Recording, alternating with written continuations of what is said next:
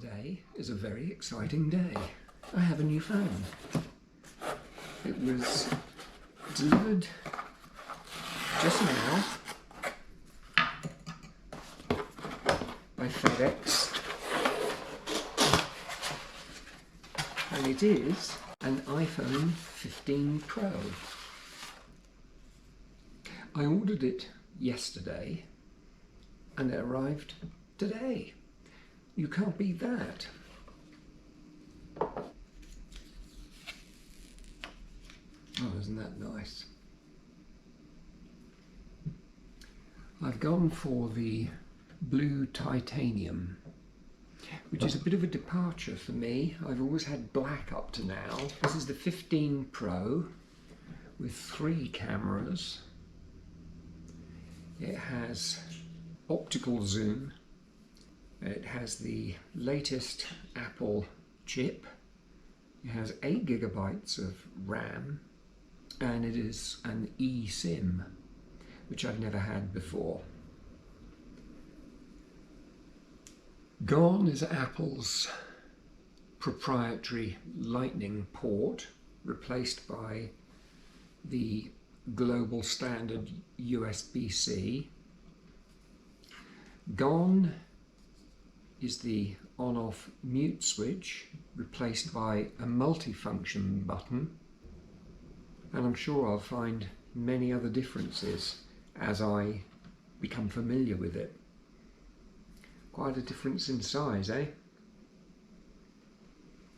I've always liked the small form factor. I used to have an SE for a long time, the original SE, but I think time has come to adopt the standard size, so that's what I've done. And I have a case coming in midnight blue next week. So what else do you get in the box? Not a lot.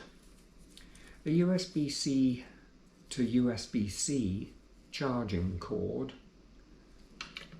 and some Apple stickers, so you don't get much with it. No charging block, no earbuds. It's all a bit different from back in the day, but as I'm used to using Bluetooth for earbuds and headphones, I have no problem with that. I plan to set it up using a backup of the format of my current iPhone, and I'll let you know about all the differences I discover and how I get along with it.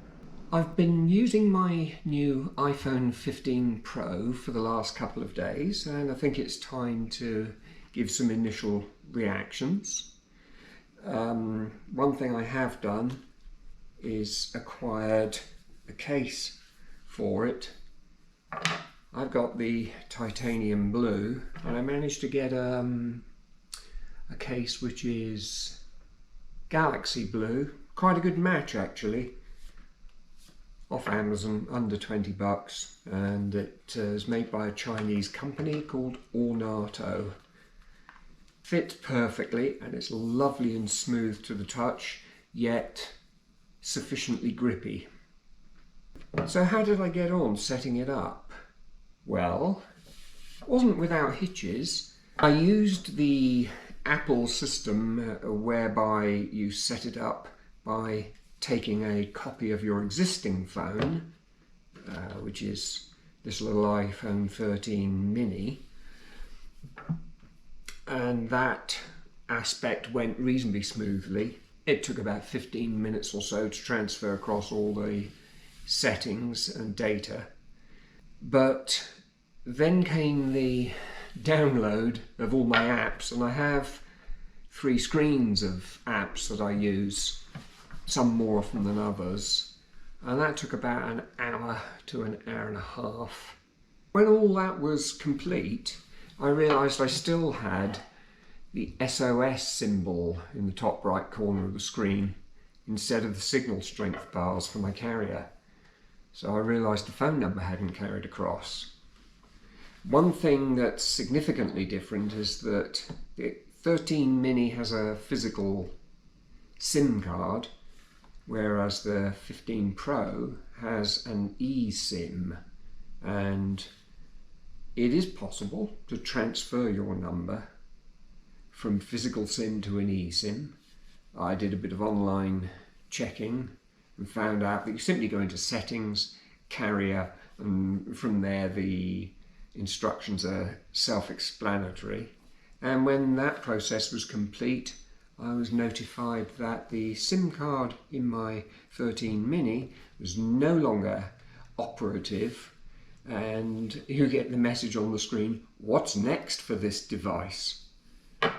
Well, what's next for this device is that it will be used to replace my iPod Touch 6, which I principally use for listening to Audible audiobooks and have on my nightstand.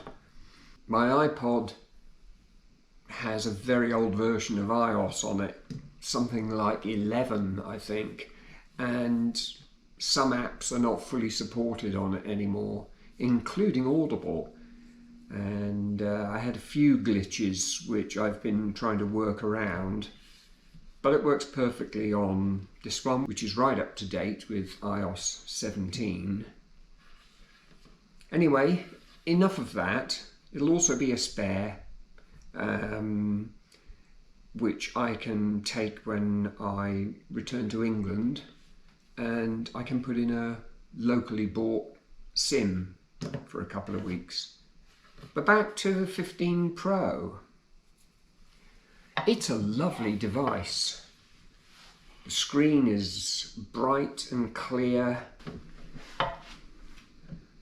The apps open like lightning. The whole thing is quick and smooth. A couple of strange things that I did find was that this version, and from what I read, the iPhone 14 before it, has an always on option for the display, which is on by default, and you can change that in display settings. I decided to go back to the more familiar black screen after 30 seconds. When it says always on, in fact it's not properly on. The screen dims to the point where you can still read the date and time, and you will get notifications, but I preferred the system before. It looks strange to see your phone constantly with a slight gleam to the screen. Through initial setup, I was asked to create a 6-digit PIN, and I only remembered later that, like previous versions, you can go into settings and password and change your password, and password options appears at the bottom of the screen, and you can click on that and switch back to a 4-digit PIN. I know it's not as secure as long as it's not anything to do with yours or your family's dates of birth or other significant dates. One thing I haven't tested fully yet is the camera. I've taken a few test shots with it, and I must say that low light capability is much better than previous cameras, and the zoom, being the Pro, is longer and optical. The quality of the images is a distinct improvement over, certainly over the 13 Mini. The resolution is sharp, so I'm happy with that. I'll still use my regular cameras, but it's nice to have a really decent camera available when you're out and about and haven't brought your cameras with you. So, all in all, I'm extremely happy with my purchase, and the iPhone 15 Pro is now my regular phone.